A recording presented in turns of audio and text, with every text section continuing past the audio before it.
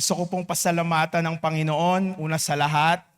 Siyempre, ang ating mga leaders, si Pastor Rudy and Pastora Angie, for allowing us borrow this pulpit, no, to share the Word of God to you and to share the goodness of God sa inyo pong lahat.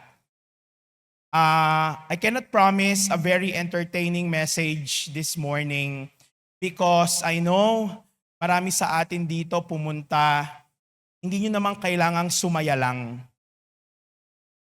Kaya tayo pumupunta ng simbahan kasi gusto natin ng direksyon. At sa mga usapang seryoso, dito nababago ang buhay ng tao. Hindi sa lahat ng mga usapang masaya, nakakakuha ka ng aral. Tama po ba? Kailan ka natututo? Pag masyadong masaya o kapag sinesermonan ka? Mas madalas, nababago ang buhay ng mga tao sa panahon na seryoso tayo. Amen po ba? Sino po may barya? May barya po kayo? Sige nga po, pakilabas niyo po yung barya. Kahit ano pong barya.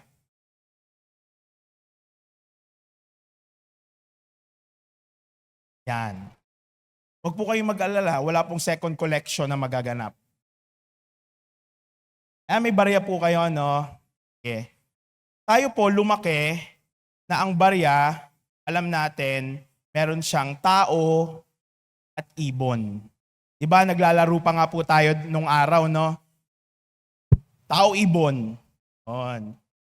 Alam niyo mga kapatid, ang pagsunod sa Diyos, o yung tinatawag nating obedience, hindi yan parang barya na may dalawang muka. Isa lang ang muka ng pagsunod sa Diyos. Hindi tayo gumagawa ng sarili nating version ng pagsunod. Isa lang ang itsura ng pagsunod. Ano yung nakalagay po dyan sa barya nyo? Natitigan nyo na po, ano nakalagay?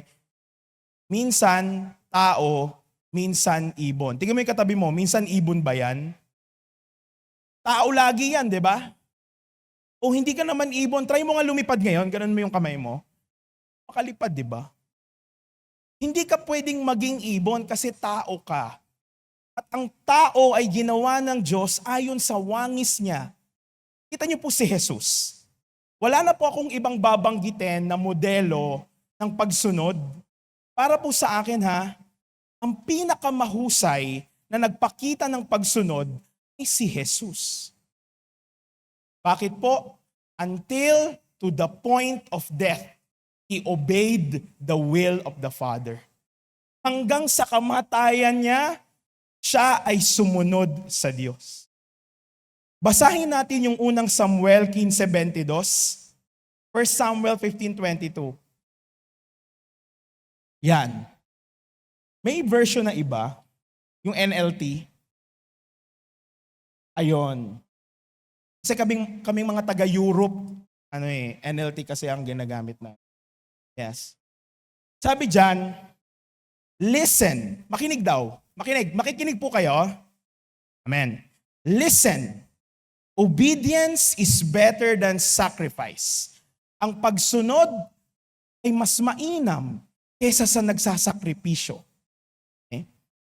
And submission, ang pagpapasakop, is better than offering of fat rams, ay higit pa sa pag-aalay ng pinaka-importanting bagay na meron ka. Mga kapatid, ngayong umagang ito, ang Holy Spirit ay magtuturo sa atin ng isang bagay na magpapaganda ng 2025 mo. Ano yun? Ang pagsunod, pagpapasakop sa Diyos. Sa isang tahanan, kapag ang babae hindi nagpapasakop sa asawa niyang lalaki, magulo ang bahay. Bakit magulo ang buhay ng maraming mga tao? Kasi hindi nagpapasakop sa Diyos. Hindi sumusunod sa Diyos. Merong isang tatay, may dalawa siyang anak. Inutusan niya yung isang anak niya, ang sabi, "Nak, umalis ka at magtrabaho doon sa ating asyenda." Asyenda. Anong sabi ng anak niya? Ayoko. Mga magulang, may ganyan po ba kayong mga anak? Nak, pakiligpit nga yung pinggan. Una naman. Sabi ng tatay mo, ikaw lang anak ko eh. May kapatid ka ba dito nakikita? O nga no? Sumagot yung anak, ayoko. Pero alam nyo ba, maya-maya, sabi, yung anak nagbago isip, pumunta rin dun sa hasyenda. Nagtrabaho. May isa pang anak. Sabi ng tatay, nak, punta ka dun sa sa hasyenda natin, magtrabaho ka. Maggapas ka. Mag-araro ka. Sabi ng anak ng pangalawa, sige po, pupunta po ako. Pero sa totoo lang, hindi siya talaga nagpunta. Hindi siya sumunod. Mga kapatid, marami sa atin, lumalabas sa bibig natin na mahal natin ang Diyos. Pero hindi nakikita sa gawa natin. Kanina po, nakita niyo po yung kanta natin. Amen? Yung iba po, pinagmamasdan ko, kamay, tumutulo pa nga po yung uhog eh.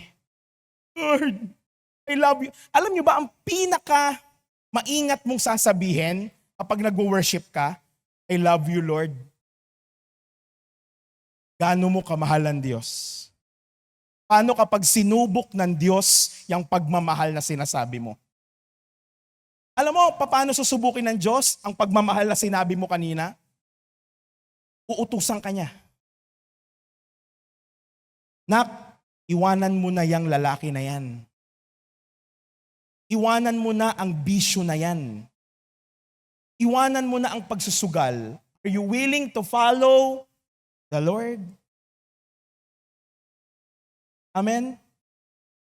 Naintindihan niyo po ako? Sino po sa inyo rito tumatawid sa kalsada? Sa monumento, nung nag-aaral pa po ako ng kolehiyo, madalas akong dumaan dyan. Doon sa may tawiran ng dating Eber Gotesco, yung Eber, naabutan niyo po para po sa mga young at heart, mga thunderbolts pero young at heart. Diba, laging may paskil doon. Bawal tumawid. Matawid pa rin. Nilakihan yung poster. Bawal tumawid. Hanggang sa dumating sa point, bawal tumawid, may namatay na dito. Wala, tawid pa rin yung tao. Hindi ba malinaw ang salita ng Diyos? O baka matigas lang talaga ulo natin? Amen.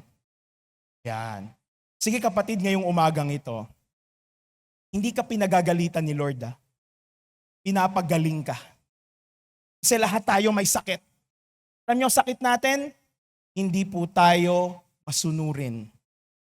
Hindi tayo nagpapasakop sa Diyos. Katulad ng isang asawang babae na hindi nagpapasakop sa kanyang asawang lalaki, magulo sa bahay. Ganon din po ang nangyayari sa buhay ng marami sa atin pag hindi tayo nagpasakop sa Diyos. Sinabi ng bibig mo, susunod ako, pero hindi yun ang gagawin mo. Amen po ba? Yung bibig mo, ano napapansin niyo sa bibig niyo? Maliit. Ano napapansin niyo sa bibig niyo? Ang bilis, umawala. Bilis, takless. Yan. Ang bilis, yung mga impulsive na galaw, tama? Nasabi mo na eh. Ano pag nasabi mo na? Kanina, taas ng kamay yung I love you Lord, kaninang worship. Biglang nawalo. Hindi na nakikita, I love you Lord. Kamakaway pa. Yung tatlo niyang kamay, tinaas niya eh. Sabi, naging 3 kamay eh. Kanina. Naunawaan niyo po mga kapatid, ngayong oras na ito, wala kang ibang dapat isipin kung hindi paano ka babawi kay Lord. Paano ka susunod ulit sa Diyos? Huwag mo sabihin, dapat nandito asawa ko eh. Dapat nandito kapatid ko. Mali, para sa iyo to. Para sa ating lahat ito. Matthew 15:8. Basahin po natin yung Mateo 15:8. Ano pong sabi dyan?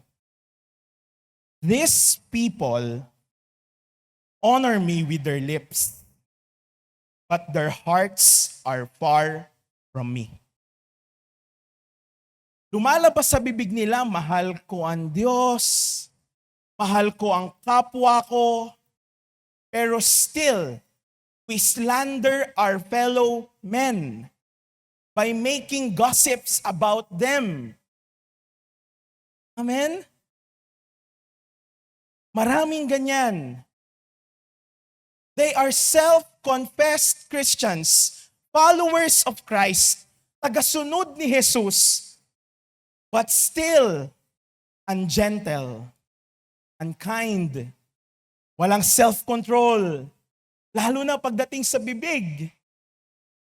Mga kapatid, may the Holy Spirit touch your heart. Because when you have a healed heart, kasunod na nun yung maayos na pananalita. Puso muna ang babaguhin ng Diyos sa ating lahat. Katulad ng pangalawang anak. Ano po sabi ng pangalawang anak? Sige, tatay, pupunta ako, pero hindi naman niya ginawa. Next. Ano bang month last month? February. Okay? Noong Pebrero, sabi mo, magta-tights na ako sa March. O March na. Nag-tights ka na ba? Yun. Parang, okay lang po kayo. Yeah. Walang ibang plano ang Diyos kung hindi tulungan ka ngayong umagang ito. Tulungan ka. Tutulungan tayo ng Diyos. Kumakanta tayo sa simbahan, madalas tayong manalangin, pinag-uusapan natin ng Diyos, pero wala tayong planong sundin ito. Meron pa pong isa, yung tinatawag nating hands-only obedience. Sumusunod lang tayo kapag may nakakakita. Yan. Gagalingan natin kapag may nakakakita. Kilala niyo po si King Saul, yung nagplano ng pagpatay kay King David. Si King Saul, kaya nagalit ang Diyos sa kanya, laging nag-aalay sa Diyos, pero hindi sumusunod sa Diyos. Maaari pala yun, no? Lagi kang nasa simbahan, pero wala ka namang planong sundin ang lahat ng naririnig mo. Maaari po yun. Pwede pong mangyari yun. Ang totoo pong pagsunod, hindi lang sa mga bagay na ginagawa mo. Ang totoo pong pagsunod ay nasa kondisyon ng puso mo. Kumusta ang puso mo ngayon? Kumusta ang puso mo? Baka ngayong oras na ito, magkagalit kayong mag-asawa. Ngayong oras na ito, masama loob mo sa katabi mo. Umalis kayo ng bahay, nag-away kayo kasi ang tagal maligo ng kapatid mo. Isa lang kasi CR nyo eh. Aga po kayong gumising para, ano papansin nyo kapag Sunday ng umaga? Nung pa nag-aaway. Tama? O mali ako? Tama, no? Nung pa nag-aaway. Ikaw ba, handa ka pa rin sumunod sa Diyos sa kabila ng hindi magandang sitwasyon? Kaya kailangan mo ng church. Kaya kailangan mo ng cell. Kasi wala kang ibang pag-asa kung hindi sa piling ng Diyos. Lord, kahit anong sitwasyon, kahit parang ang hirap, may magagawa ka sa sitwasyon ko. Lord, susunod ako. Nakakita na po kayo ng kabayo, yung may tapaoho. Alam niyo po yung tapaoho, yung dito sa mata ng kabayo? Alam niyo, ano napapansin niyo kapag may tapaoho ang kabayo? Diretsong maglakad. Diretsong maglakad. Kabayo. Naglalakad ba kabayo? Tama. Lakad naman. Diretso maglakad. Kapatid, baka wala kang piring kasi dito, kaya kung saan-saan ka nagpupunta. Tatry mo to, tatry ko to, tatry ko yun, tatry ko doon. Kung ano gumana, sa bahay nyo may Bible, may Buddha, may Santo Niño, lahat. Para kung sino gumana, para sure. Men? Isa lang po magpapalaya sa inyong lahat. Isa lang po ang magpapala sa ating lahat. Yung magdidesisyon ka ngayong umaga na to, na Lord, kahit anong mangyari, susunod ako sa'yo. Amen. Meron pang isa na pagsunod na mali. Yung head-only obedience. Yung pagsunod mo dito lang, head-only obedience. James chapter 1 verse 22. Do not merely listen to the word. Huwag ka lang basta makinig. And so deceive yourselves. Do what it says. Gawin mo yung pinagagawa. Gawin mo yung naririnig mo. Kaya kapatid, nasabi ko kanina, huwag nating laging sinasabi na, dapat nandito yung pinsan ko para sa kanya yung word na to eh. Hindi, Brad. Kaya wala pa pinsan mo dito kasi hinihintay ng Diyos na kumilos ka at ipag-pray mo siya at para maimbita mo siya dito. Pero dahil nandito ka ngayon, para sa iyo ang salita na ito. Para sa akin ang salita na ito. Romans 2:23. You who boast in the law, do you dishonor God by breaking the law? Yan. Nagmamalaki pa tayo madalas. Hindi. Alam ko ang word of God. Alam ko to. Pero tayo ang unang-unang nagbabiolate ng laman nito. Amen. Nagpapasalamat ako sa Diyos. Alam nyo bakit? Nung una kaming dumating dito sa church natin, 16 years ago, ang unang-unang tinuro sa amin nila pastor at pastora ay mahalin ang salita ng Diyos, sundin ang salita ng Diyos. Why? Because the Word of God is the true source of transformation. You cannot change apart from the Word of God. Kita mo yung mga Pariseo. Mga Pariseo, di ba? Nagalit si Jesus. Kita mo yung, sabi ni Jesus, kita mo yung mga Pariseo na yan. Mananalangin yan. Kapag maraming tao, mananalangin na napakagandang panalangin. Yung 10 Commandments nasa kanilang damit. Pero kailan sila tumulong sa tao? Basahin niyo yan. Nasa Bible yun. Napanood ko rin sa The Chosen yun eh. Totoo yan. Sabi, sabi ni Jesus, tignan niyo yung mga Pariseo yung mga church leaders, yung mga ang ganda ng suot, lahat ng 10 Commandments nakalagay dito, cell leader. But when was the last time you visited a home and prayed for the sick? When? Do you understand? Yeah. Yun po ang mensahe ng Diyos sa atin ngayong oras na ito. Hindi pwedeng puro head knowledge. Ano sabi ni Pablo?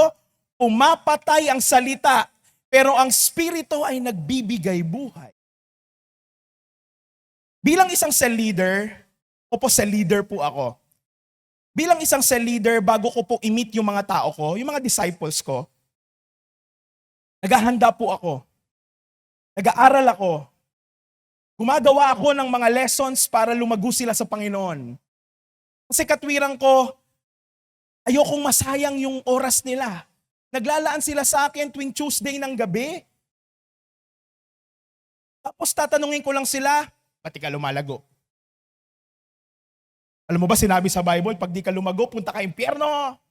Hindi ganon. Okay pa po ba kayo? Yeah. My job as a leader is to see to it na nakikita ng mga disciples ko si Jesus sa akin. Na nararamdaman nila yung tinuturo kong pagmamahal kaysa ituro ko, ipaparamdam ko na lang. Hindi pwedeng head knowledge that will kill all the people around you listening from you. Amen.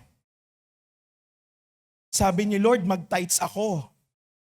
Inaasahan ng Diyos, magta-tithes ka. Kasi narinig mo na ngayon eh. Let me read these verses to you, Galatians 5:22-23. Mamaya tatalikod na ako kasi golden brown na ako eh. Basahin natin. But the fruit of the Spirit is love, joy, peace, long-suffering, kindness, goodness, faithfulness, gentleness, self-control. Against such, there's no law. Itong mga nakikita niyong mga characteristics, ito po ang magiging bunga ng tunay na sumusunod sa Diyos. Kahit parang hindi ka ibig-ibig ang mga tao sa paligid mo, you still love them. Because love is an evidence of your obedience to God. Because, ano sabi ni Jesus? Mahalin mo ang hindi ka ibig-ibig. Tingnan mo yung asawa mo ngayon. Is he lovable? Tingnan mo yung mga anak mo. Are they lovable? The answer of the Bible is yes. Because, uulitin ko, itong siyam na bunga ng Espiritu na ito, itong lahat ng ito ay bunga ng pagsunod sa Diyos. Pansinin mo,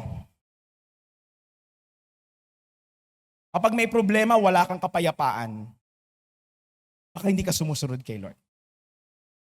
Kasi ang mga sumusunod sa Diyos, kahit sa nangyayari sa bansa natin, may peace ka.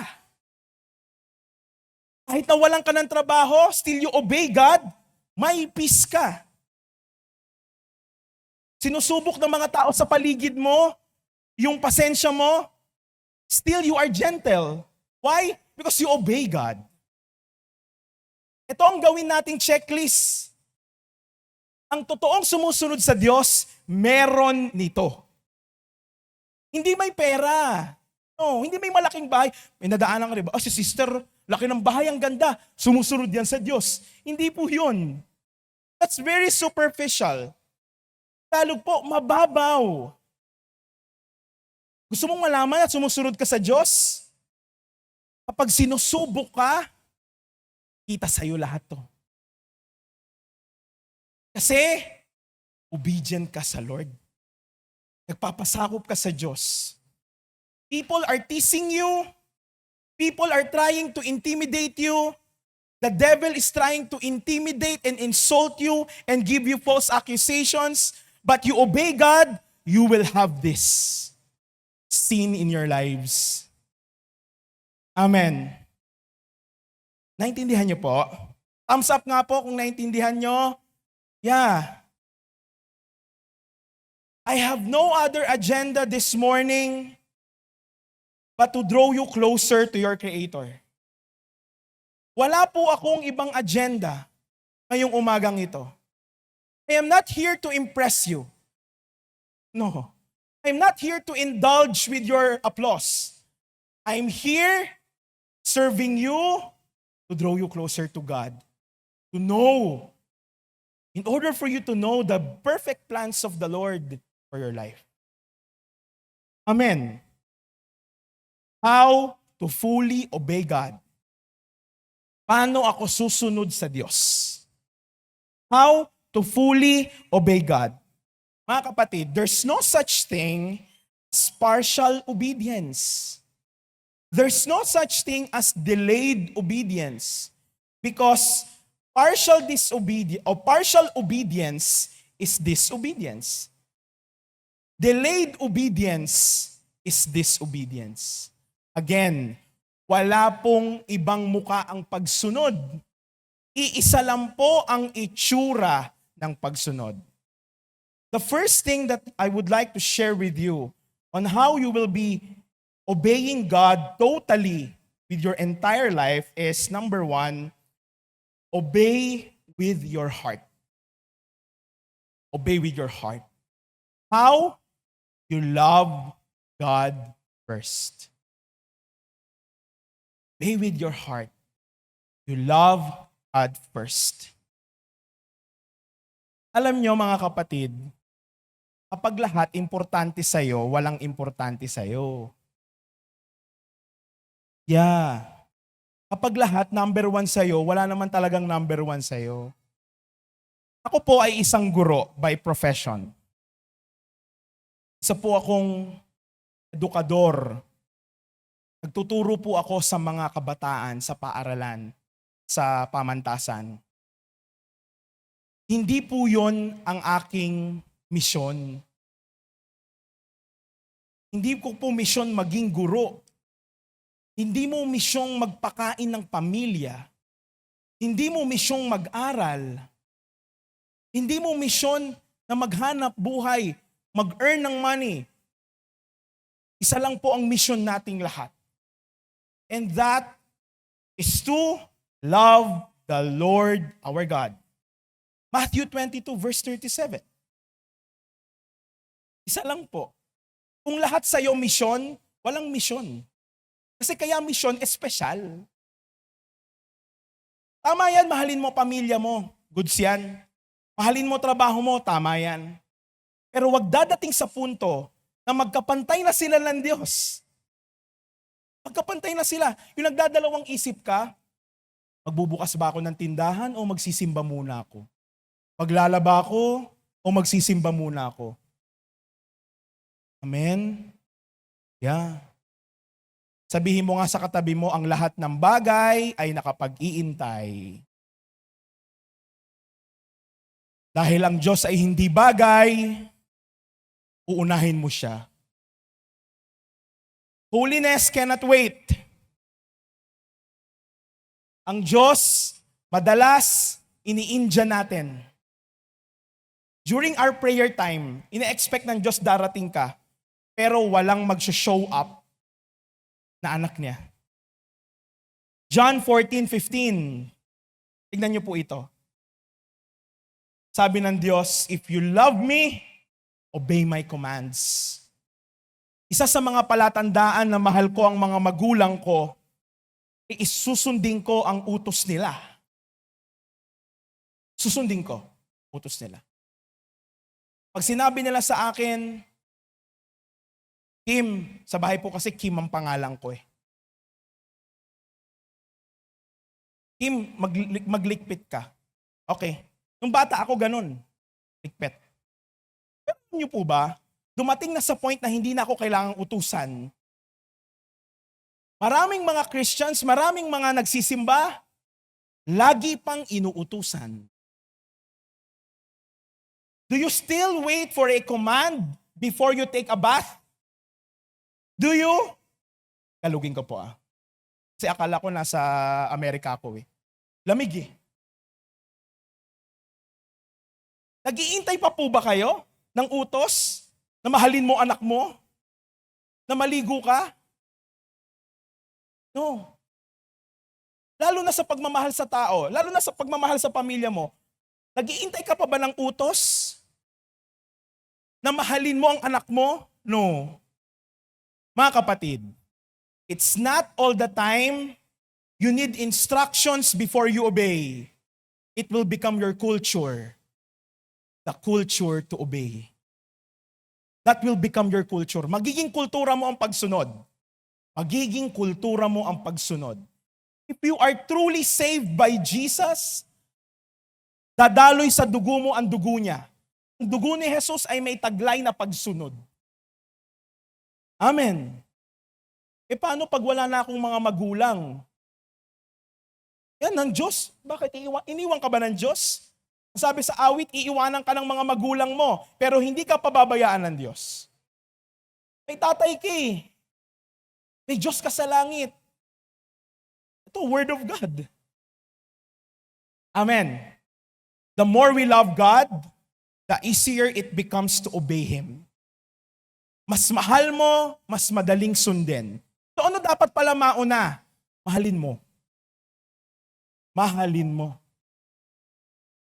Sabi mo nga dyan sa asawa mo, sa anak mo, nak, mahal mo ba ako?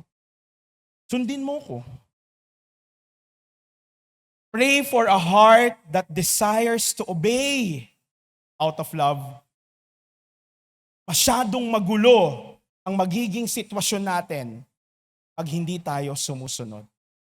Napansin niyo po sa bahay niyo, hindi pwedeng lahat kayo tatay. Meron bang ganon? Anak pero galaw tatay.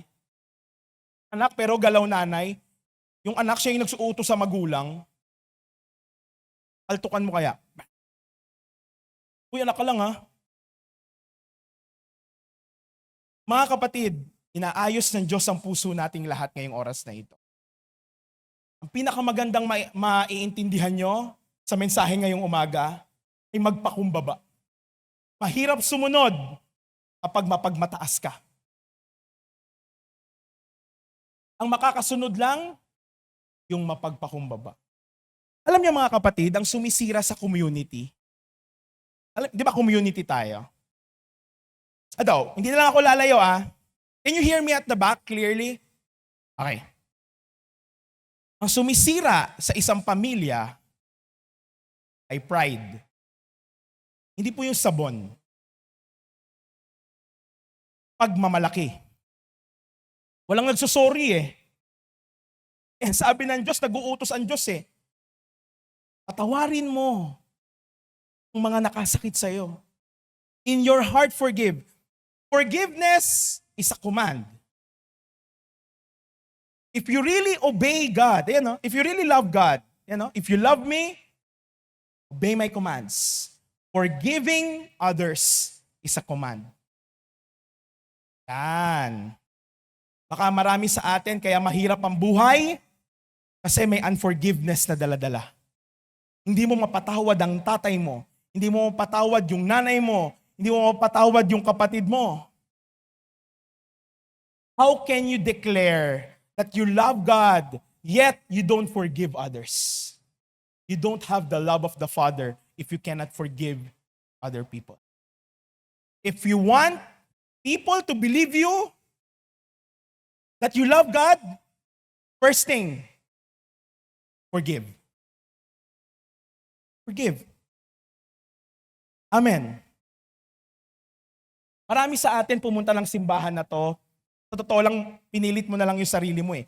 Nahihiya ka na lang sa cell leader mo eh. Yung sa nag-invite sa'yo, nahihiya ka na lang sa kanya.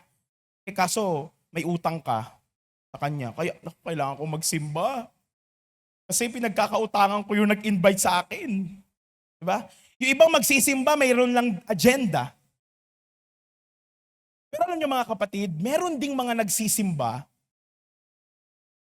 na dati mahal na mahal ng Diyos, ngayon hindi na. Has your love for God grown cold?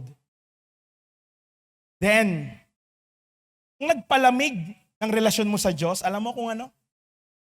Sa tingin niyo po ano? Bakit nawala ang init ng relasyon natin sa Panginoon? Bakit nawawala ang init ng relasyon ng mag-asawa? Bakit po? Wala nang time. Busy na sa pagtatrabaho si mister. Busy na si nanay sa pagtatrabaho kasi ngayon po, kailangan dalawa na nagtatrabaho. Tama? Sa inflation. Yes, inflation. Naiintindihan niyo po ako? Kaya, wala na silang oras. Mga kapatid, ingat po tayo ha. Beware of busyness because busyness will lead to barrenness. Pag masyado kang busy, akala mo nagpo-produce ka? No. Pag masyado kang busy, walang huli. Papatunayan ko po yan sa inyo. Sa John chapter 21, si Jesus nabuhay na magmuli. Di ba namatay po siya sa cross? Nabuhay siya ulit. Sila Pedro, bumalik na lang sa pangingisda. Yun ang dati niyang buhay. Wala na si Kristo eh. Wala na. Siyempre nabuhay ang Panginoon. Ang galing lang, no? Si Pedro, tinatwa niya si Jesus ng 3 beses. Tama-tama, magmamahal na araw na, no? Parang napanood ko sa Facebook, may nagtanong, bro, ano yung tawag doon sa binubugbog si Lord? Mahal na araw yun, talagang binubugbog talaga si Lord, eh, no? Alam niyo yung sinasabi ko mga kapatid, namatay si Jesus, nabuhay siya ulit. Saan unang nagkita si Pedro at si Jesus? Balikan niyo yung Matthew chapter 4. Nagkita sila sa dalampasigan. Si Pedro, itinatwa niya si Jesus. Ulit sila nagkita sa dalampasigan din. Mga kapatid, baka kailangan mong balikan ng Diyos kung saan kayo huling nagkita. Yeah. Naalala niyo yung tinuro ni Pastor? Yung nalaglag yung axe, yung palakol? Kung saan mo nalaglag yung palakol, doon mo lang din yung hahanapin. Doon lang din. You need a prophet. You need a leader who will give you the cross so that your confidence can go back. Your faith can go back. When you go home, you read Psalm 73, awit 23, awit 73. Alam niyo, sabi ni David doon, Lord, nawalan ako ng pananampalataya sa iyo. Bakit yung mga mayayaman at masasama, sila pa yung malusog? Sila pa yung asensado? Kita niyo yung nagagawa ng kawalan ng pananampalataya sa Diyos? Ang nagagawa na kapag hindi Diyos ang inuuna mo, naiinggit ka na sa masasama? Kailan mo pa naisip yun? Bakit ka naiinggit sa masasama? Sasama nga sila eh. Mga kapatid, balik sa unang pagmamahal. Revelations chapter 2. Sabi ng Diyos doon sa Ephesus, meron akong isang bagay na sasabihin sa inyo. Kinalimutan nyo na ang unang pag-ibig. Sino ba ang unang pag-ibig? Si Jesus. Alam nyo kung ano kalaban ng Diyos sa maraming mga nagsisimba? Alam nyo kung ano po? Itong pagsisimbang ginagawa natin. Alam nyo bakit? Kala ng marami sa atin pag nagsimba ka, mahal mo na si Lord. No. Wrong answer. Do you understand? Beware of anything that competes with loyalty to Jesus Christ. The greatest competitor of devotion to Jesus is your going to church, giving your tithes. No. You love Jesus with your all. Amen. Matthew 22 verse 37. Balikan natin yung verse. Love the Lord your God with all your heart, and with all your soul, and with all your mind. Yes, you love the Lord your God with all. Hindi pwedeng, Lord, mahal kita pero wag pera ko ha. Mahal kita, Lord, pero wag yung bisyo ko ha. Mahal kita pero wag yung relationship ko sa maling tao. Basta Lord, 80% lang ng life ko yung mahal ka. Ayun. Ginawa mo pang negosyante. May ganon. Tingnan mo nga yung katabi mo. Ba siya? Alam nyo, sa dulo ng kwento, Peter decided to go back fishing. Ano nangyari sa kanya? Basahin natin yung John 21 verse 3. Ayan o. But that night, they caught nothing. Walang kita. Laging walang kita. Laging walang kita. Alam niyo bakit walang kita? Baka nakapikit ka. Andyan si Lord. Nagsasalita ang Diyos, nagbibingi-bingihan. Hindi yan. Pag pinag-uusapan tithes, nakaganon. Pag pinag-uusapan about right relationships, nakaganon. Hindi para sa akin yan, Lord. During this time, si Pedro, dininay niya si Jesus. Ako, di ko kilala yan. Diba? Sabi nung babae, si Pedro, kasama ni Jesus yan. Ano sabi ni Pedro? Hindi. Sino ba yun? Hindi ko yung kilala. Tapos tumilaok yung manok.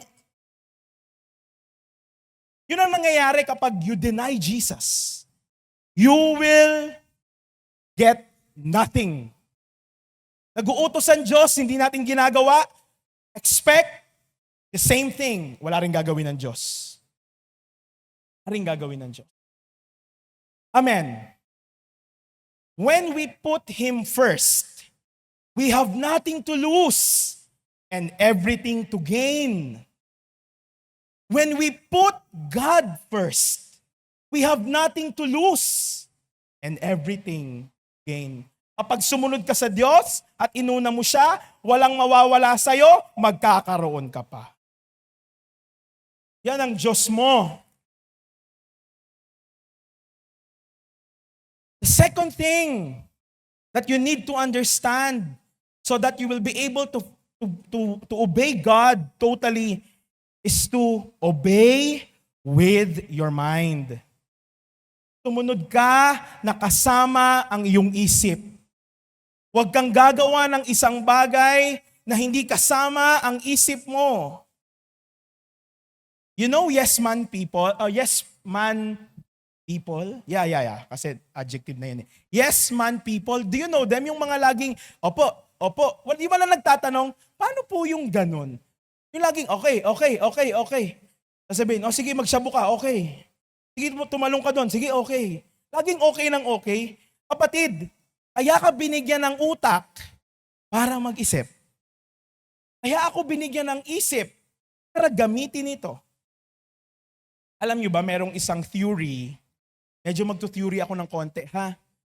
There's a theory of use and disuse. Use and disuse. It was theorized by John Baptiste Lamarck. Sabi niya, ang isang bahagi ng katawan na laging ginagamit ay aayos at lalaki. Pero yung isang bahagi ng katawan na hindi ginagamit, lumiliit at nawawalan ng saysay. Kaya pala minsan pag nag-overthink ka, wala akong maisip. When was the last time you used your brain? Man. Sino po madalas mag-overthink? Taas kamay. Yun, ang dami. 4. Kapatid, wag mo lang gamitin ang utak natin sa pag-overthink. Let's use our brain to obey God. It's not always you will... Ito, no? Gagamitin lang natin ang utak natin pag andyan na yung problema. One thing I learned from our late Kuya Onjing, no? The power of projection. Malayo pa lang yung problema, kita mo na. Alam mo bakit? Yun ay ebidensya na gumagana ang utak natin. Wala na tayong magagawa pag andyan na yan. Look at this one. This is how the people of the world solve problems. Romans 12 verse 2. Anong utos sa atin ng Diyos? Do not conform to the pattern of this world. Huwag niyong gayahin yung mundo. Yung patterns ng mundo, huwag niyong gayahin yan. No? But be transformed by the renewing of your mind. Ano ba mag-solve ng problem ang mga tao? Ang mundo. Ano? Ang unang-unang ile-let go mo, sino? Si Lord. Tingnan mo. May problema? Hindi mo na ako mag-church, may problema ako. Brad, ba't baliktad? Di ba pag mas may problema, nag-aaway kayong mag-asawa, mas kailangan mong magsimba. Do not conform to that pattern. Okay lang na magsimba kayo, na magkaaway. Pero pagkatapos ng church, bati na kayo. Amen? Kasi ang pattern ng mundo, ito. Ito ang pattern ng mundo. Ang unang-unang ilalaglag sa option si Lord. Kuya, magbo-board exam ako, magre-review ako. Anong gusto mo mangyari? Di mo na ako magiging cell leader. Ay ganun. Yun, bumagsak sa exam. 2 tuloy na wala sa kanya. Yung lisensya, pati mga alaga niya. Pwede namang sabay yun eh. Alam niyo bang pwedeng sabay yun? Marami dito na mga kasamahan natin, tutuwa ako sa kanila, hindi nila iniwan sa Lord sa gitna ng laban. Ay payo ko sa inyo. Itong salita ng Diyos, sa panahon ng kaguluhan, ito tawagin mo. Ito basahin mo. Because this will renew your mind. The source of renewal of one's mind is the Word of God. Wala na pa akong ibang alam na basahin mo purpose-driven life. No. Magbasa ka na ng pinakamagandang libro. Kita mo, Nagbasa ka ng Harry Potter, para kang timang ganun ka ng ganun. Ano yun? Magkaulam kami, wala. Magkatrabaho asawa ko, wala. Declare the word of God over your situation. Do not make a spell. Amen? Pray and study the Bible. That's the way to renew your mind. You will think and act differently, so you will get different results. Kung paulit-ulit ang resulta ng buhay mo, paulit-ulit lang kasi ang ginagawa mo. Yeah. Gusto mo ng ibang resulta, gumawa ka ng bago. Amen? Yes. Sa tingin niyo po ba yung suot kong damit ngayon, nung 3 years old pa ako, damit ko na? Grabe naman. Hindi pwede. Kung gusto nyong pumasok yung mga bagong damit sa tukador nyo, i-let go nyo yung mga luma. Amen? Yung mga natutunan natin sa mga lolo't lola natin. Amen?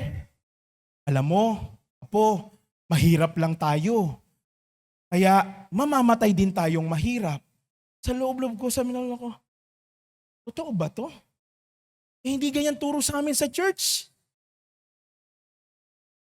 Traditions will not change you. Relationship with the Lord has the power to change you forever. Lola ko, patay na.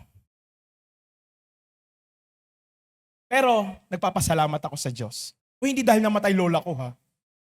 Nagpapasalamat ako sa Diyos. Alam niyo bakit? Yung lola ko na born again kasi yun eh. Alam mo, sabi niya bago siya mamatay, bye-bye. Ganun lang. Ganun kabilis na, bye-bye. Alam niyo, may sasabihin ako, no? Sabi ng lola ko sa amin, gusto ko pang mabuhay ng matagal. Ng mga 100 years old, umabot man ako doon para mabigyan ko kayo ng maraming pera. Sabi ko, magtatrabaho ka pa? Nakahiga na lola ko, bedridden eh. Alam mo, natututo ako sa buhay ng mga nauna sa atin. Habang kausap ko lola ko, syempre naaawa ko, mamamatay na lola ko eh. Pero sabi ko, Lord, hindi na to mauulit sa anak ko. Hindi na to mauulit sa amin. Na laging lumalabas sa bibig namin, wala, tapos, hirap. The curse has to stop today. Because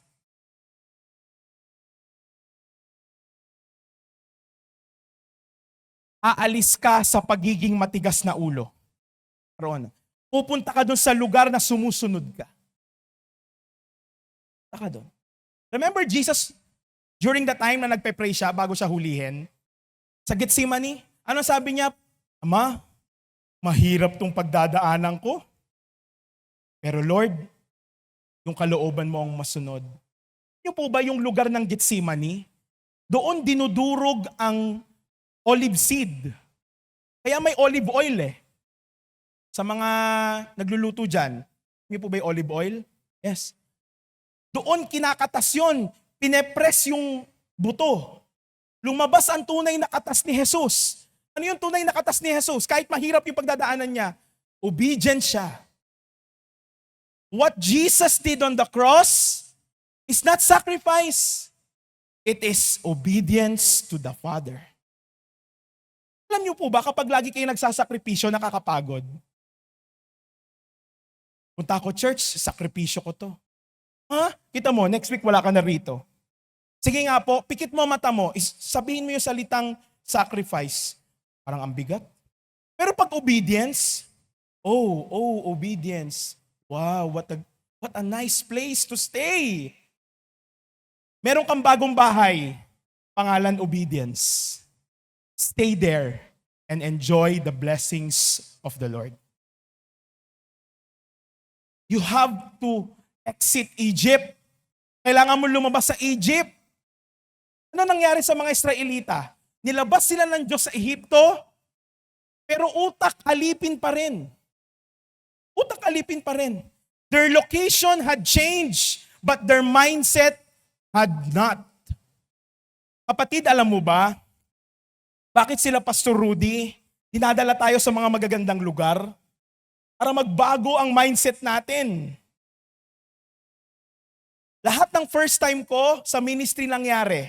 First time kong sumakay ng eroplano, first time kong magkaroon ng ganito, ng ganyan dahil sa ministry lahat. Kaya wala akong pwedeng ipagmalaki sa Diyos eh. Kasi nakuha ko ang lahat ng bagay dahil nandun ako sa lugar kung nasan siya. Hindi dahil magaling ka, hindi dahil malaki kita mo, wag na wag kang papasok sa ganyang mentality. Kasi you know what? You are a slave. Lipin ka kapag sa tingin mo ikaw ang lahat na gumagawa. Simula ngayong oras na ito, lahat ng mga bagay na mararanasan mo, bunga ng pagsunod mo sa Diyos. Tandaan niyo po itong sasabihin ko. We cannot enter tomorrow because we still carrying baggage of yesterday. Kalimutan mo na yung nakaraan. Tapos na yun. Ano sabi ng Diyos? Forget what is behind. I am doing a new thing. Kalimutan mo na yun. Ang wag mong kalimutan yung kabutihan ng Diyos. Pero kalimutan mo na yung mga bagay na nagpapalungkot sa iyo. Yung ex-boyfriend mo, yung ex-husband mo, yung mga naniningil sa iyo, yung employer mo na mabagsik. Nagtataka kayo, no? Sa trabaho,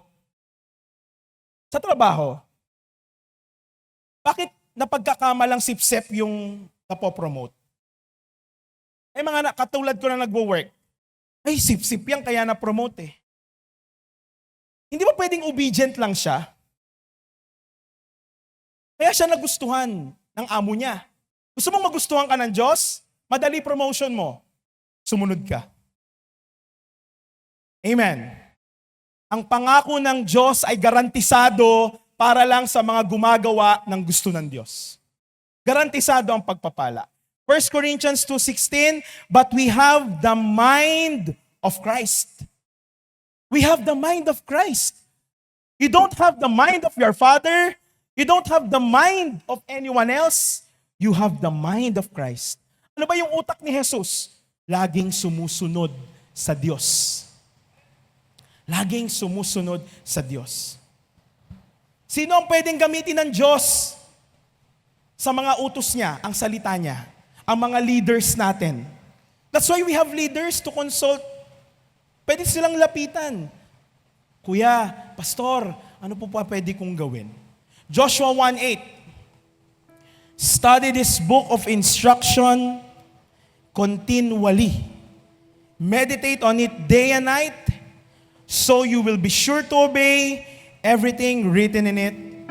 Only then will you prosper and succeed in all you do. Ano sabi dyan? Study this book of instruction continually, bro. Sunod, wag kang tumigil. Wag kang tumigil. Why? Kapag tumigil ka, hindi mo makikita yung gusto mong makita. That's why I have to study the Bible continually. Amen po ba? I love the Word of God. Nabago ang buhay ko because of this. Actually, kabibili ko lang nito last year, pero madilaw-dilaw na siya. Okay lang, kaysa ako manilaw. Tama? Okay lang. Pag ang Bible mo bagong-bago, luma buhay mo. Pag ang Bible mo wasak-wasak, buo ang buhay mo.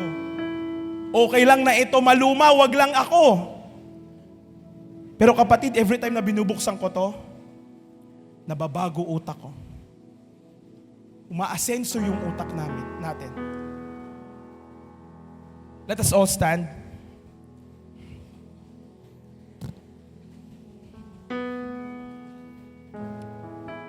And number 3, lastly, we will obey with our actions. Sa bawat hakbang na gagawin mo,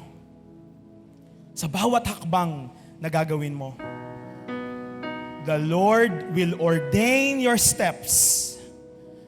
Iga-guide ka ng Diyos sa bawat pagsunod na gagawin mo. Tinatanggap niyo po ba yan, mga kapatid? Na ang Diyos ay gagabayan ka sa bawat pagsunod? May gabay sa pagsunod, may gantimpala sa pagsunod. Gagabayan ka ng Diyos. Faith without action is dead. Simula ngayong araw na ito, walang mamumuhay sa kamatayan. Kasi ang mga bagay na pinaniwalaan mo, gagawin mo. You do the first step and God will do the rest. Iniintay ng Diyos ang paghakbang mo.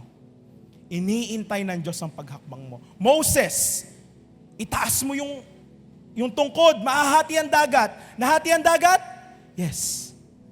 Sabi ng Diyos kila Joshua, isawsaw niyo yung paa niyo dun sa ilog Jordan, mahahati yan. Nahati, nahati. Jesus, nak, sabi ng ama, nak, kailangan mong bumaba dun. Nag-fail si Adam, nag-fail si Moses. Ikaw na ang huling baraha ko. Kaya mo yan. Kaya mo yan. Yan ang sinasabi ng Diyos sa iyo ngayon. Anak, kaya mo yan. Just obey. Just obey. Let us pray. Father, we are in the place of disobedience. But Lord, pupunta kami dun sa lugar ng pagsunod. Katulad ng Garden of Gethsemane. Kung sa Garden of Eden nag-disobey, sa Garden of Gethsemane sumunod. Lord, aalis kami sa Garden of Eden. Pupunta kami sa Garden of Gethsemane.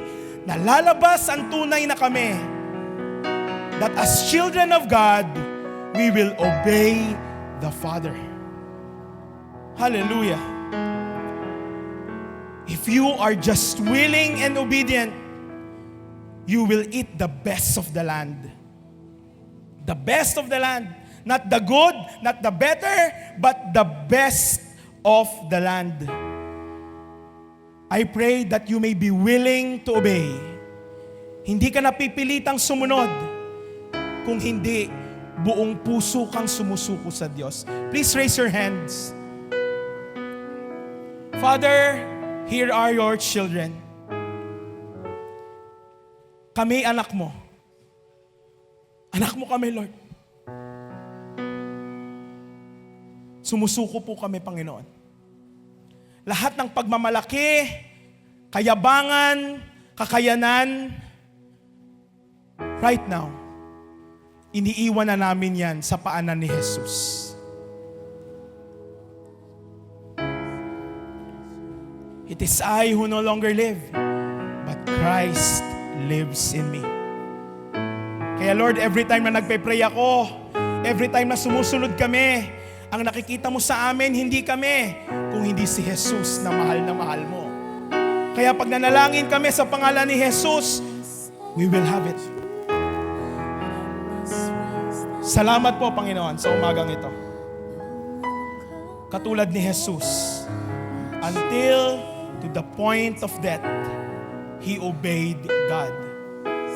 Wala na kaming isasakripisyo because the perfect sacrifice has already offered. And that's you, Jesus. Ikaw. Kaya Lord, aalis kami sa pagkakaroon ng utak sakripisyo. Pupunta kami sa lugar ng pagsunod. We will exit Egypt. We will go to the promised land. Aalis kami sa Garden of Eden.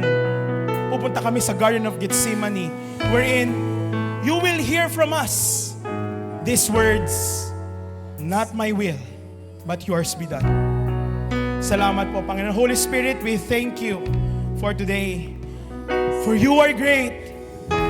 We want to honor you for what you are about to do in our lives. When we exit this place, we are a new creation. The old has gone and the new has come. Christ is living in you. Salamat po, Panginoon. In Jesus' name we pray. Amen at amen.